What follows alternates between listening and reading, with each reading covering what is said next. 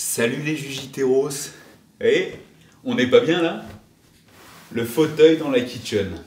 Aujourd'hui, vidéo questions-réponses. Je réponds à la question de Lydia sur mes aliments préférés pour le fonctionnement cérébral. Prepara, combate!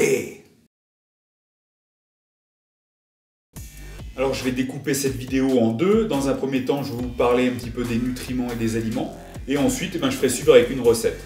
C'est parti. Alors tout d'abord, quand on me pose la question sur les aliments pour le cerveau, je veux dire, il n'y a pas vraiment d'aliments spéciaux.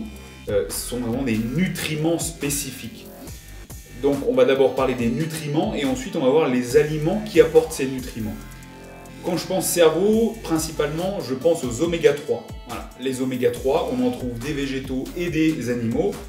Les meilleures sources pour moi au niveau animal, ce sont les petits poissons gras, sardines, harengs, maquereaux, anchois, voilà. Et du côté végétal, qui est un petit peu moins assimilable, apparemment sur les études scientifiques, un peu moins assimilable par le corps, on va trouver principalement les noix, les huiles végétales comme l'huile de colza, l'huile de noix entre autres, les graines de chia, les graines de lin. Voilà. Pour moi, si on me demande mes aliments préférés, ce sera du côté animal, ce sera sardines, maquereaux, c'est ce que je consomme le plus. Et côté végétal, les noix. Ensuite, autre nutriment important pour le fonctionnement cérébral, c'est le zinc. Le zinc qu'on retrouve aussi comme nutriment essentiel pour la production de testostérone. Le zinc, principalement dans l'alimentation, on va le trouver dans des graines. Et moi, ce que je consomme le plus comme graines qui apportent du zinc, ce sont les graines de courge. Et ça, vous voyez dans pas mal de mes recettes, ou les clients qui me connaissent, je conseille vraiment d'ajouter des graines de courge à votre alimentation. Alors, autre nutriment essentiel, la vitamine K. La vitamine K, voilà, qui a un rôle au niveau des fonctions cérébrales.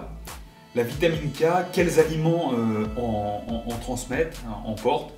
Ça va être les légumes verts, les légumes à feuilles vertes, principalement les choux, les épinards et le brocoli. Et pour moi, l'aliment principal pour la vitamine K, c'est le brocoli. Autre nutriment essentiel pour le fonctionnement cérébral, et là ça va être plus pour la protection du cerveau, ça va être les antioxydants, mais plus particulièrement les anthocyanines. C'est un nutriment qu'on retrouve dans les petits fruits rouges.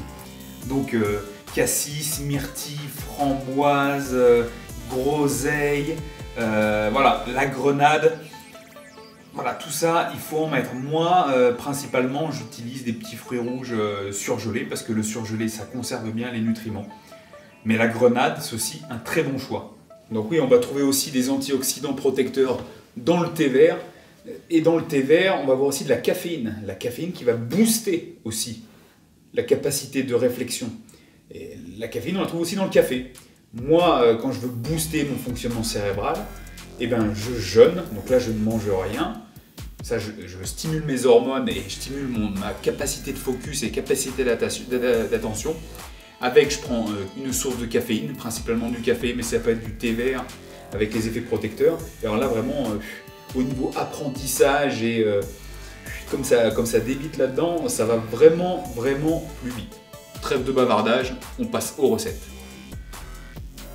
Alors c'est parti les Jujiteros, les ingrédients pour cette recette, on commence avec les fruits rouges. Si vous avez bien suivi, ce sont des sources d'anthocyanes, vous voyez ils sont surgelés.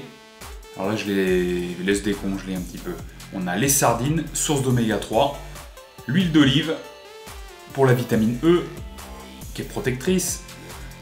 Alors j'en ai pas trop parlé avant mais oui la vitamine E essentielle. Les noix plus les graines de courge pour le zinc et les oméga 3 et le brocoli pour la vitamine K. Voilà, c'est très simple. Bon, le brocoli, en fait, on va le faire cuire à la vapeur. Rien de plus simple. Alors déjà, je vais vous dire, au niveau équipement, si vous n'avez pas de cuiseur vapeur, c'est une honte, puisque ça permet de cuire facilement, sainement, et en plus, c'est pas cher. Donc vous découpez vos fleurettes comme ça, vous découpez le pied, on peut même le manger, il suffit d'enlever la peau épaisse qui est sur le côté. D'ailleurs j'ai fait une recette, voire peut-être une vidéo, il faut que je retrouve le lien, je vous la mettrai en description sous la vidéo. Voilà, on met dans le panier du cuiseur vapeur, et ça va cuire. Ça cuit 15 à 20 minutes, pas plus. Voilà, une fois que c'est cuit, on va charger l'assiette.